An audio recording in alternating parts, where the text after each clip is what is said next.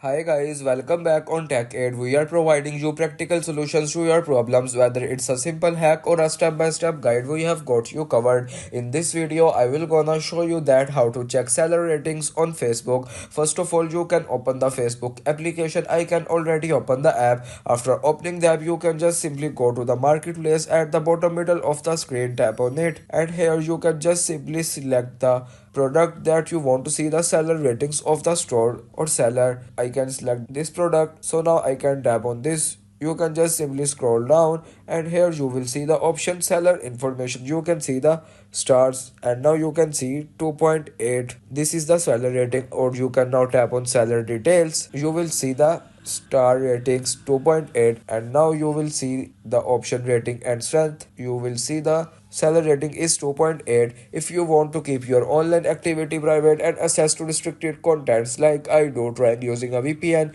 It's secure, easy to use, and makes some browsing safer. The link to buy is in the description below. If this tutorial helped, don't forget to like the video and subscribe for more practical solutions. Got questions or need extra help, drop a comment below and we will be happy to assist. See you in the next one. Thanks for watching.